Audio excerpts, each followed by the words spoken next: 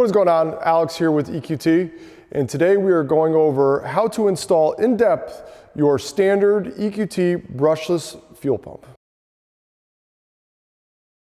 So now that you've gotten your pump and you're excited and you're ready to open it up, let's take a look and see what's actually inside the box and what comes with each kit. And we'll go from here and describe what the difference is between all-wheel drive and front-wheel drive is, and kind of show you what each kit comes with and why you're using each part.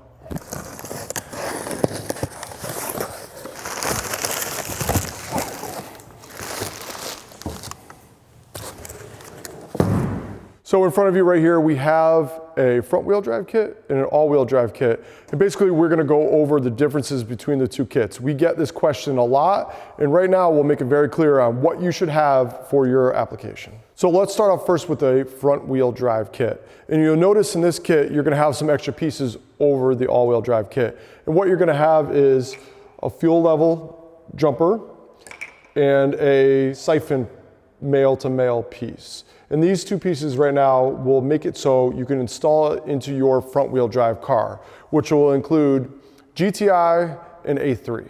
So now we will move over to your all-wheel drive kit. And the all-wheel drive kit is very easy to spot. And the number one thing you look for is this plug right here. Because in an all-wheel drive car, you actually have two fuel level sensors. And this makes it so you can plug in your auxiliary fuel level sensor on the driver's side of the car into the pump itself. So you're gonna have that, and then you're also gonna have this, which is the return for the siphon jet. So looking at those two pieces, right away you know you have an all-wheel drive pump. So basically we're gonna go over what the kit includes and what both kits are gonna have. So no matter front-wheel drive or all-wheel drive, both these kits are gonna have these parts included. So you're gonna have your actual standard fuel pump assemblies themselves. You're gonna have your main wiring harness to adapt the standard pumps into your chassis. You're gonna have the fuel seal. So this is actually gonna seal the pump into the tank. You're gonna have the fuel pump control module, and you're gonna have a fuse. And then we're of course gonna send you a sticker and let you represent EQT as well. All right, so now that we've unboxed everything from our kits and you've taken a look at what you've gotten, you've ensured yourself that you've gotten the right kit and you have everything ready to install, let's go over the tools that you'll need. And not all the tools here are necessary, but this is kind of what I've compiled over installing a ton of these pumps to what I've used and kind of the best to get the pump into the tank. Now, first off, a good set of picks. Picks are really, really crucial. They make your life easy. They save your fingers. It's great to use. A 10mm socket. This is for the battery, for the grounding point, basically everything. It doesn't matter if you have quarter, 3/8, whatever 10 you can find, if you can find it. Now, a flathead and a hammer. This is gonna take off the ring, the metal ring that is actually holding the pump into the tank. There's two options of doing this. Either using this, which you can puncture the tank. A lot of people use it. It's kind of the quick, easy way of doing it. Or if you're kind of like want your install to be perfect and go the extra mile, you can get one of these. Now, one of these is very cheap. We can look at the part number right on here. It's cheap, you can get off of Amazon. And this will make your life way easier and make it so you're not hammering on your fuel tank and kind of taking the chance of doing that. People do it, it's up to you. You take it as you wish. And then if you have this, you're gonna need some sort of wrench or ratchet to open it up. And the final thing is a set of hose clamp pliers. Now, you don't need these, but it is very, very good to have because these will actually wrap around your quick disconnects to press the tabs and make it way easier for you to release the quick disconnects that you're gonna be disconnecting while installing. Now that we have all the hard tools, you will need a set of rubber gloves because you're gonna be working in fuel. You don't want to soak your hands in fuel, definitely not good for you. And then rags, I mean, once again, fuel. You don't want fuel all over your car. You wanna make sure you're in a clean, easy, good work environment that you can put this pump in and make sure that you're set up for success. When you're doing this install, especially if you're in an all-wheel drive car, you do not want fuel in the tank. So I know you get excited, you get your package, you want to put it in, but if you're over about a half tank of gas, when you open the lid, gas is going to come pouring out of your tank. So the big thing is drive your car, drain it, do whatever you need to do. Get as much of the gas out of the tank as possible. so that when you're installing, you keep a clean work environment, you're not covered in gas, and you're just making things way easier for yourself. The first thing we're going to do is go straight into the engine bay. Now, you have to remember, you're working with fuel. The system that you're working on is under pressure, so you need to unhook the battery. It is very, very important that you take the battery and unhook it completely, because you are working with something that is flammable and something that is under pressure. So step one and number one is always unhook the battery. All right, so we're going to take our 10mm wrench. We're going to simply uncover the battery, and we're going to take the negative terminal right off the battery and put it aside. It's good practice to take both of them off, but you can get away with just doing the negative.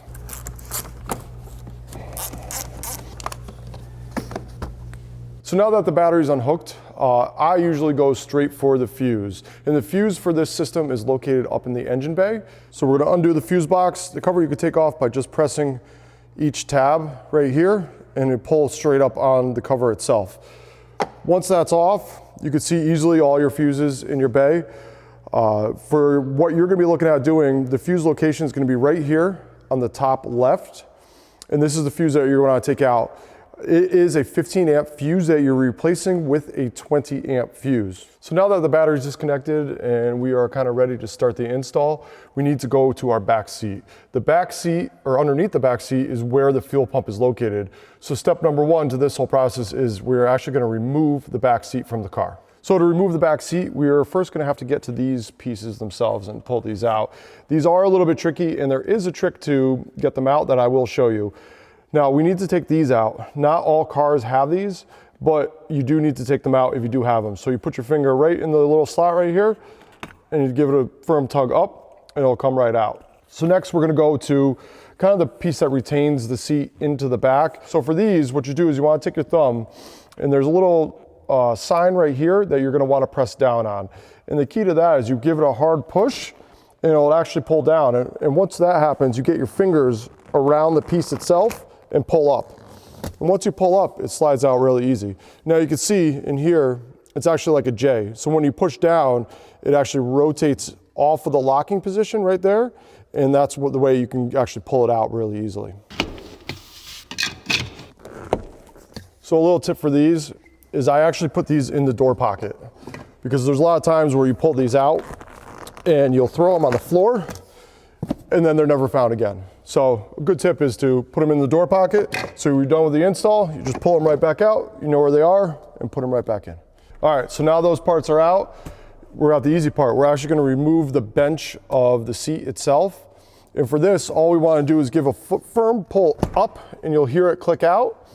And you want to do it on both sides. So you want to pull from this side, then you pull from this side, and then you're going to give a push in and come up, and your seat will start coming right out. So now that the rear lid is out, you can kind of see what you're working with. For all-wheel drive cars, you're going to see that there's lids on both sides of the floor itself. You are going to be working on the passenger. In front-wheel drive, you're only going to have the passenger, so you are going to be moving or working on the passenger side of the car. And for this, we're going to expose the actual top of the pump itself. To do this, we're going to want to take this rubber piece out, which conveniently I've already put an RS3 pump in here, so I have a little hole, but you won't have that yet. So you're going to actually pull this out to expose your wiring, and you're going to put your fingers into the hole itself to get a little bit of leverage to pull this lid off, which this lid will be a pain in the butt to get off sometimes. But the trick for this is you want to push backwards on the lid and pull up at the same time.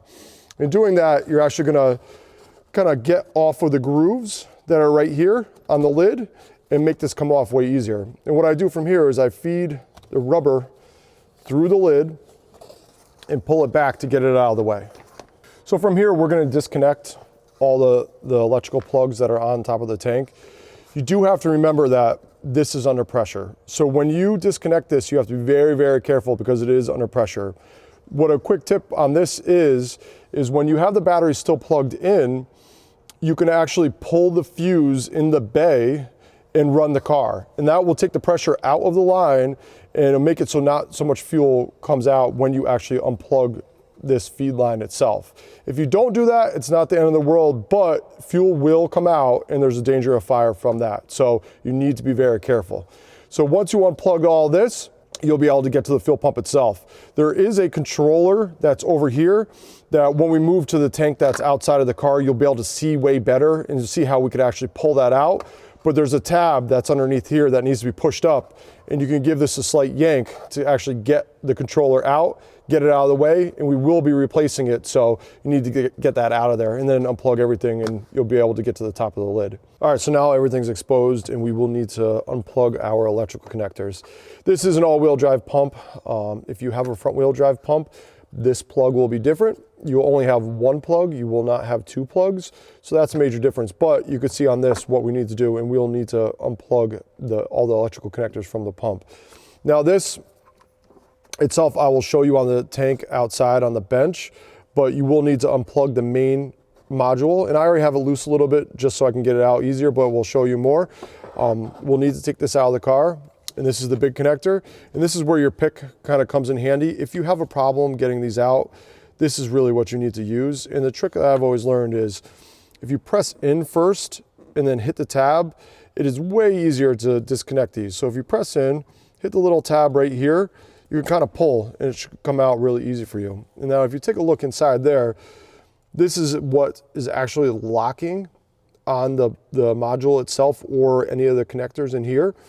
So if pushing in and pulling out doesn't work, you want to take your pick and get in here and actually press up right on there, and that will disconnect it from this tab that's right on top of the pump, and that'll make it easier for you to kind of unlock it. When all these are sitting in the tank for years and they've kind of haven't been disturbed, they get stuck. They're very hard on there. So either using a pick or the push-in method will work for you and kind of getting it in there and pulling it off. It's not easy, so sometimes it does take a little bit of effort, but that's the way to do it. All right, so now that all our electrical connectors are unhooked, we're gonna get to the fuel line. Like we said before, once again, this is under pressure, so we recommend to pull the fuse and run the car a little bit. So this line will actually come out of pressure and won't have as much fuel in it, but it still will have a little bit of fuel in it. So you need to get your rags out, make sure that you kind of plug in or kind of push your rags into an area where you're gonna catch anything that comes out. And now the deal with this is you could still rotate this. So you don't wanna do it a ton, but you can rotate this a little bit, and you'll see that there's an actual connector or a push pin right there that once again, you're gonna wanna push down, push this in, and then pull up. And now you see it's kind of hard to do, but once you get it, it will start coming up slowly, and then you're good to go. You can pull it right off. You can either do it before or after you pull this line. This is a fuel system. It needs to be clean. It is very crucial that everything is clean. So before you even take this pump out or think about taking this pump out, you either want to vacuum, clean, blow off, whatever method you want to use to clean this area. Because if debris gets in the tank and it gets in your pump, you will have failure. And it's not just a pump failure, it can cause motor failure. So what you want to do is make sure that your work area is completely clean, sterile, and you're good to go when you pull the pump. All right, so now everything's unplugged, and now we've moved to the tank outside of the car to show you guys way easier, how we're doing everything here. And let's first take a look at this controller. And this is what we're talking about originally in the car. And now you can see that we're looking at the actual tank and it's exposed, that this tab right here is what's holding the controller in. So when you're actually in the access hole in the car and you're sticking your hand in here, you want to feel around for this. So once this is up, you can kind of give a little pull on the wires itself to get this controller out. These controllers are a bit of a pain. They do get stuck in there. So your best bet is when you're trying to pull it out is to kind of wiggle a little bit and it'll start walking itself out. Once this is out, you will not use this anymore. So you can set this aside and keep it in your bin. So if you ever do go back to stock, you can put it back into the car and put it back to factory. So now that we have our controller out, everything's clean, we're ready to take the lid off, our fuel is out, we're kind of ready to get to the meat and potatoes of everything. We're gonna go after this ring. This retaining ring is what's holding the pump down and is putting pressure on the pump and into the seal to make sure that no gas comes out. The trick I use is you could actually see that Volkswagen puts an arrow on their pumps or on the tanks themselves. And this denotes where the position of the tab goes when you install the pump. And what I do, just to make it easier for myself, is I put a little mark on the ring, to the tab, to the tank. So now I know that this ring is gonna go back in the same exact position. It just kind of reminds me of where the tab needs to go, and everything when it gets installed back in goes the same exact way. You can put these rings back in different ways. I like to just try to keep things exactly the way it came out, so you know that the seal in the tank is perfect. So we'll start with that, make a little mark, so we know that it's gonna go back the same way. So we'll first show you the optional tool way of taking the ring off. And after you see this, you'll kind of understand why you want to use this over the hammer. But this makes life way easier. And basically what this tool does is it slides these 3 little tabs into cutouts that are actually on the ring itself. So you can actually slide this in. It sits down nice. You put a little extension because remember you have the access port in the car itself in it. You put this on, reverse it, and you pull it right off. All right, so now if you didn't get the tool and you want to be a Neanderthal and start hitting it, we're going to get the hammer and the flathead out. And what you're going to want to do here is get the flat end of the screwdriver into a little area outside of the lid of the pump, but on the retaining ring itself. And you're going to want to wedge it right in there and give it a little tap.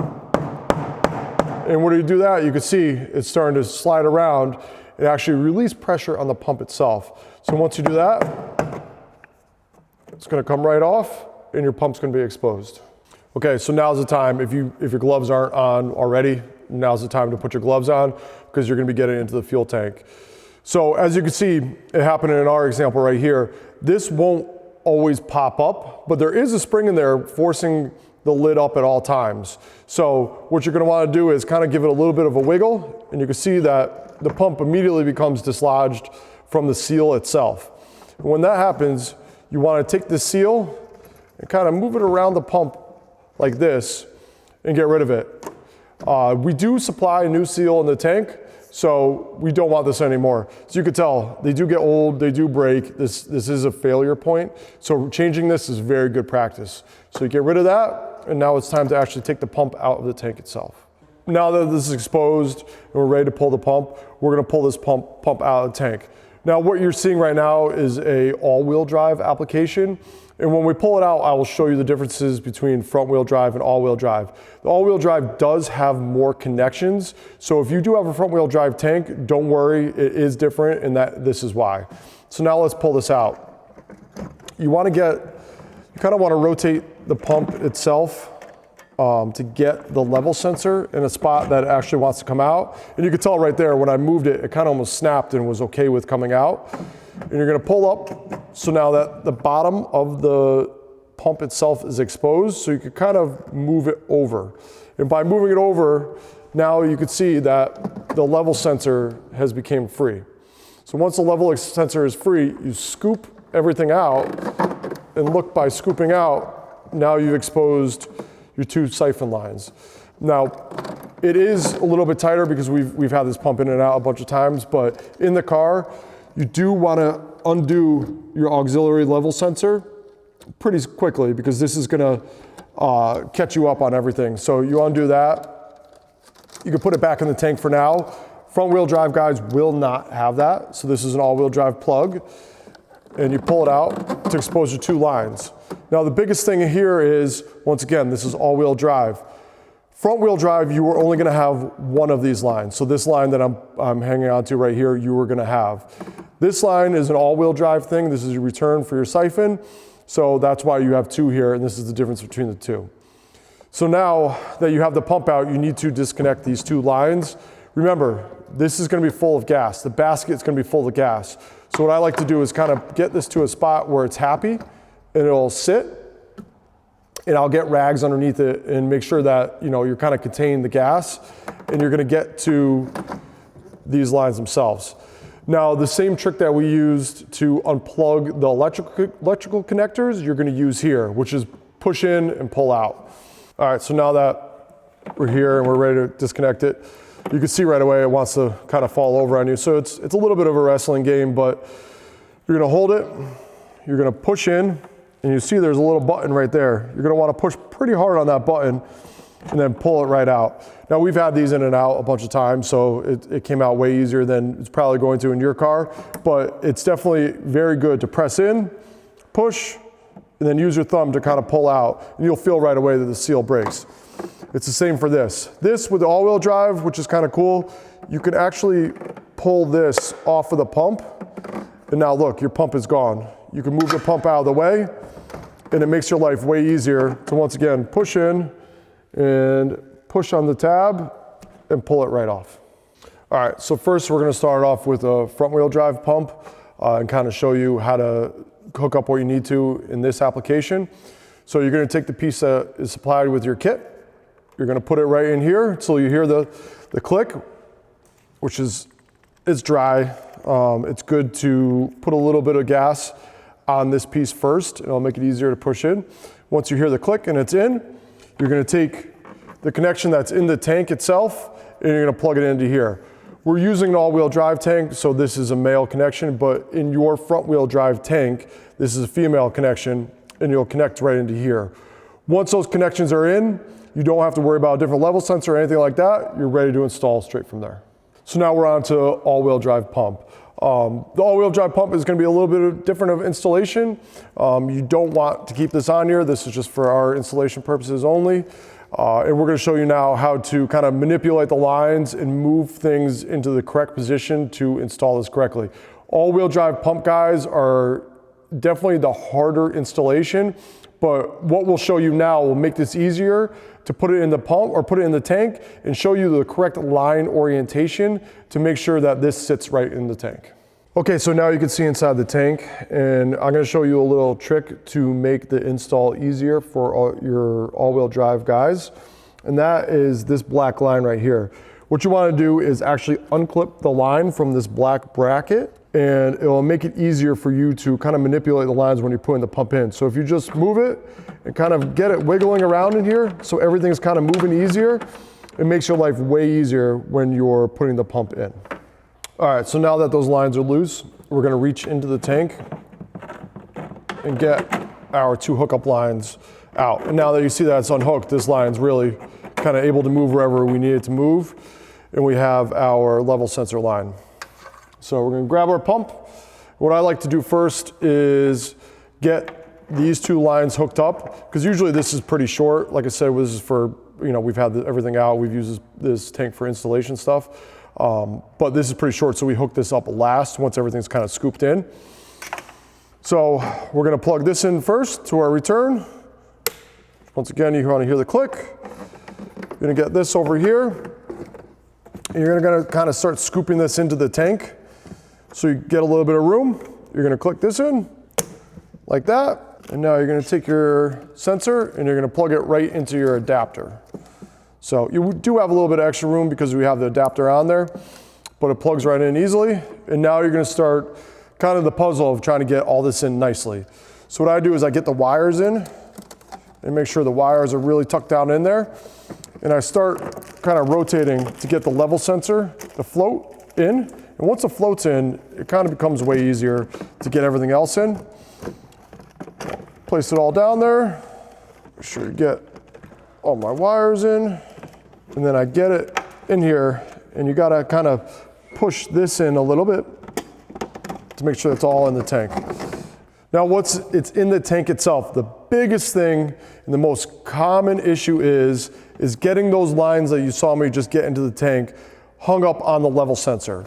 So what I do is I always make sure probably 4 or 5 times while I'm putting this pump in is actually put my hand on the level sensor itself on the float and move it back and forth. So I know 100% this thing's not connected on anything. And you could hear in the video that it's hitting the tank. I'm not connected on any lines at all.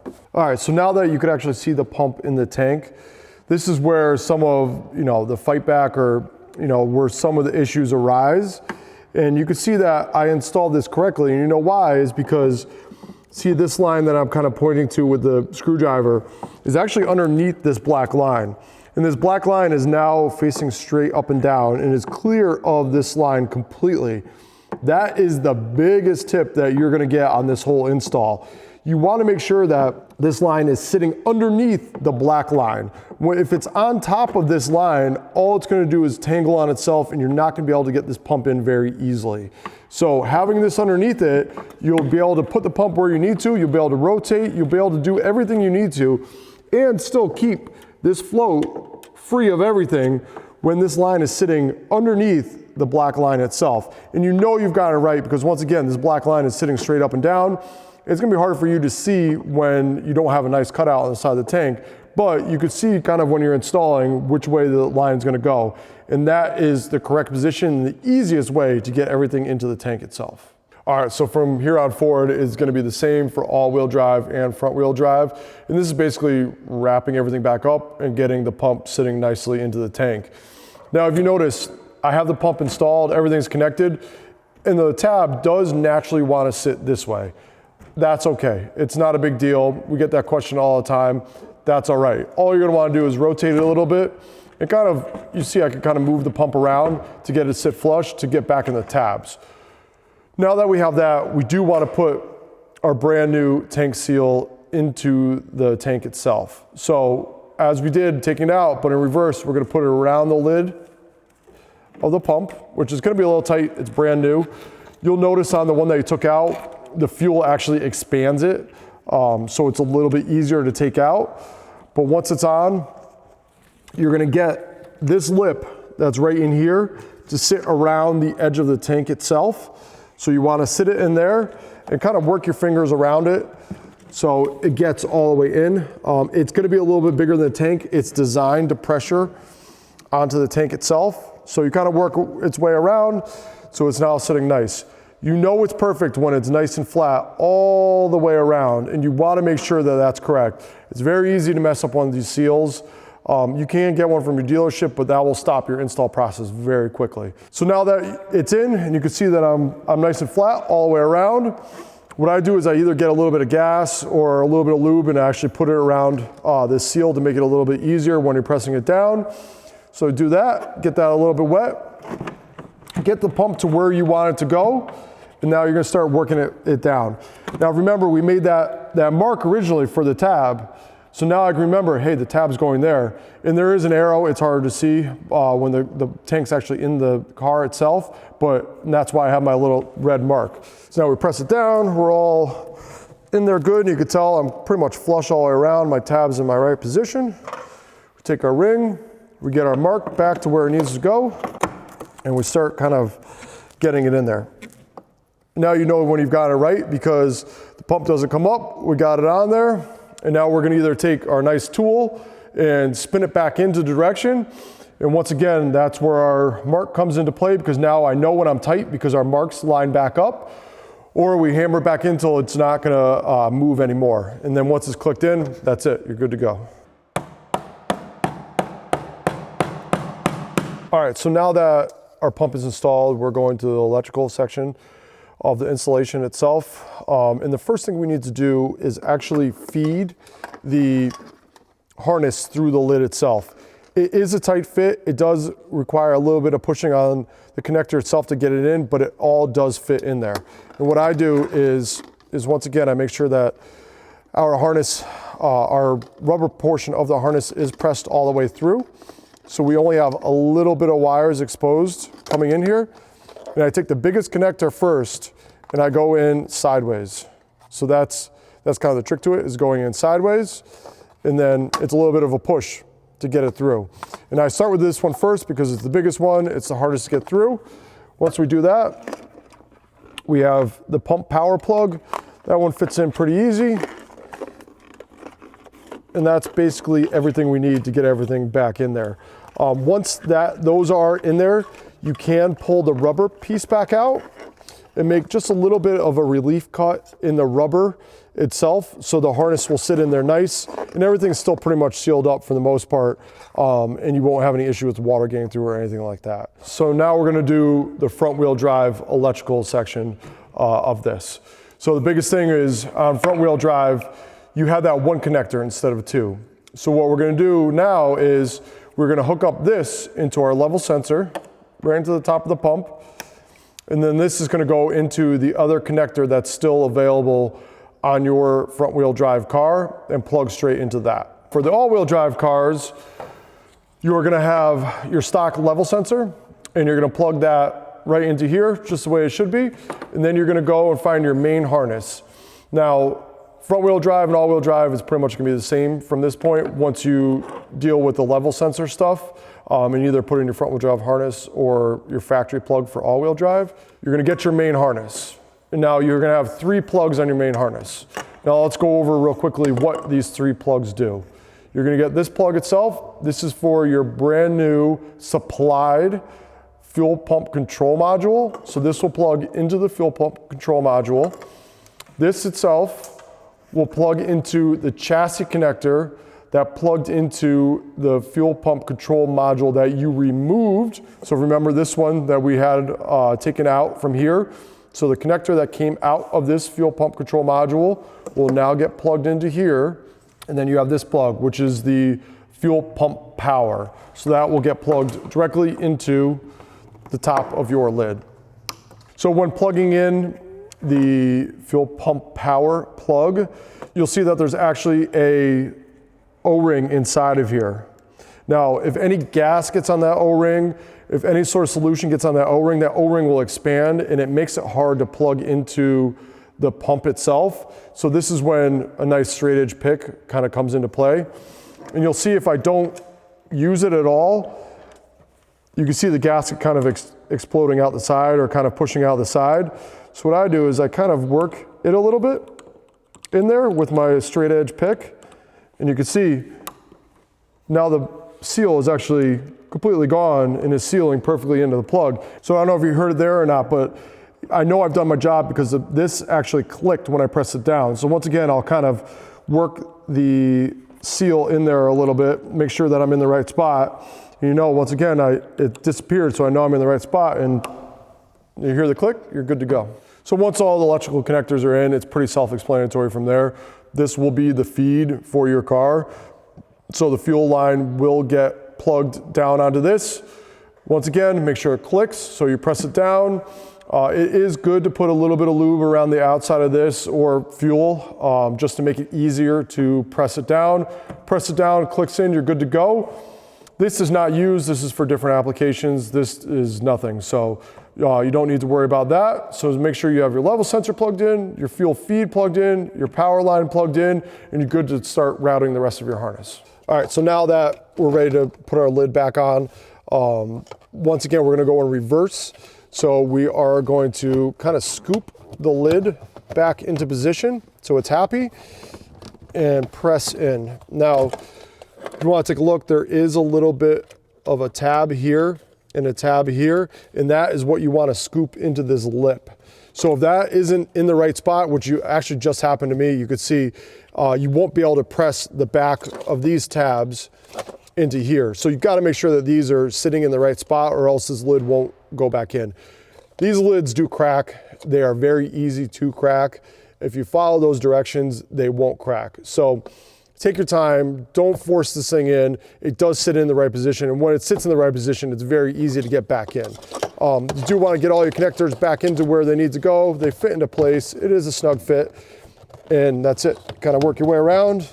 You saw it pushed in nicely, and that's it, everything's in. So now that we've gotten all our plugs in, our pump is connected, we ensure that all electrical plugs are connected and the fuel feed is sat down nicely on top of the pump. We put our rubber grommet back on, get our wires nice, and we're gonna move on to the fuel pump control module. Now with this, we designed the harness so that there's enough room to actually tuck this underneath here so it can come out on the other side, and the module will sit in the rear of the car under the false floor. Now the biggest thing with this is you do not want to keep the module underneath the seat. The module does get hot, it's designed to get hot, and it does pull a lot of amps. So you do not want to keep the module under the seat and place the seat back on. It will melt things, so that's an absolute no-no. We left this long enough, you put it underneath here, you go in the back of the car, and you could actually sit the module in the back of the car. So once you have the module in the back of the car, the way to connect it is there's an actual slide tab that you pull out. So pull that out, And there's little aligning pins on the module itself that need to slide into the aligning pins of the connector. Now you'll notice that one side of the connector is flat, one side of the connector has a half radius on it, and they'll only plug in one way. So make sure that your flat is in the flat, your radius in the radius, you push it in, and then slide this in to close. Once that it's in the back of the car, it's kind of up to you on where you want to place it and kind of make its home. We do recommend just getting a little bit of Velcro and putting it back on the controller, and then it'll sit nicely on the floor of the car itself. It'll sit onto the like the liner. That way, if you ever do want to go back to stock, just pull it up and unplug it and you're good to go. No one will ever know that it was back there. So for the last step of this whole process, we're going to get to the ground wire for the pump. This wire is important, and there's a very convenient grounding point right here that we recommend you to use. You can go wherever you want, but we left the wire long enough to go here. We recommend you to go there. And what we're going to do is take that 10 millimeter wrench that we had talked about, undo this, take the nut off, and then we're going to give this a good yank to get this actually up and over that. And when you do this, see there's a flat side and a wire side. We try to keep the flat side down onto the body of the car. So it's recommended to put this side down and this side up. Put it onto the stud, and then we put this right back over where it came from, like that. Get our 10 millimeter nut, tighten it right back down on there, and you're good to go. So now that the pump is installed, all your connectors are hooked up, the modules has a home and you're happy with it, basically you're just gonna go in reverse. Install the rear of the seat, put your clips back into the child restraint areas, and you're good to go. Make sure you install your 20 amp fuse if you have not already. Put your 20 amp fuse into the area that we described earlier, and you're gonna put your battery back on. Now here's the biggest thing. You've installed a new fuel pump into your car. That doesn't mean it's primed. So when you first go and start the car, you might have a little bit of a rough running condition, which is normal. That's completely normal. That will clear up pretty quickly because the pump is flowing well, but everything needs to get the air out of it. Everything needs to prime. It needs to, get pressure back into it. It is advised maybe to hit the key on accessory 2 or 3 times, just get the pump running and going, and that will get the air out of the lines and everything working. But the car may run rough for a couple seconds in the beginning, and this is completely normal, nothing out of the ordinary at all. Now here's the big thing. You need the correct tune for your car. You cannot just put this pump in and let it ride. You need to have a tune that accommodates for your pump and changes the pump duty cycle so that you can run this pump successfully and everything is working the way it should. So do not put this pump in and not put the correct tune into your car. Please load the correct tune. We will have a link to the correct tune to run this pump in your car. So go down in the description, you'll find a link and put that tune in your car and you're good to go. So there you go. That should be everything you need to know. I appreciate you watching the video. If you need anything else, go down in the description, follow us, EQ Tuning, go to our website, eqtuning.com. You can find this pump, any other products you'd like to buy, anything for a wide arrangement of different platforms. Follow us. Thank you and have a good day.